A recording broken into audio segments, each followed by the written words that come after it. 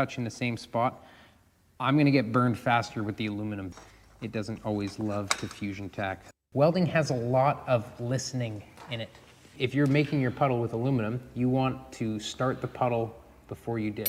Let's do some aluminum, 100 thou, and this is what your radiators are gonna be made from. This is kind of close to what your tanks are gonna be made from. And we just wanna see how this welder does and if we can do a bunch of outside corner and T-joints on aluminum. We will go AC TIG welding. We will be using, I don't know, we'll try it at 150. We'll see what that's like. 2T, yes. Let's give this a shot. I have not welded aluminum in a very long time. So yeah, this will be kind of fun. I'm using 4043 filler rod. It's kind of a, you can use it for everything type rod. With aluminum, one thing I do remember is you always want to have the puddle first. If you're making your puddle with aluminum, you want to start the puddle before you dip. That might not make sense till you try it.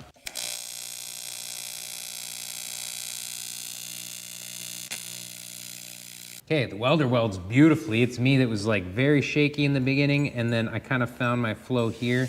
In the beginning, I was kind of searching amperage. So I was like a little bit too cold, a little bit too hot, and then I kind of found the right amperage, and now my legs are even. Welding has a lot of listening in it.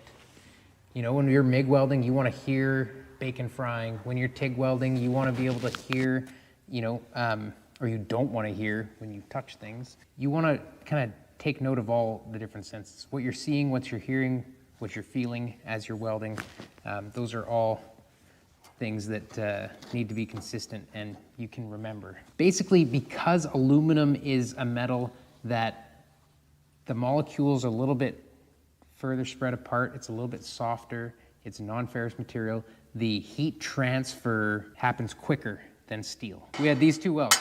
I started welding here on the steel and I started welding here on the aluminum, and I'm touching the same spot. I'm gonna get burned faster with the aluminum because that heat will transfer to here way quicker. That's why aluminum acts very differently when you're welding it than steel does. Let's give it an outside corner joint. One thing that aluminum doesn't like to do, it's not impossible, but it doesn't like to fusion tack. Not impossible, but you will notice it doesn't always love to fusion tack. I'm really happy with that welder. I mean, I have not welded in so long, and to even make welds like that, I'm pretty stoked.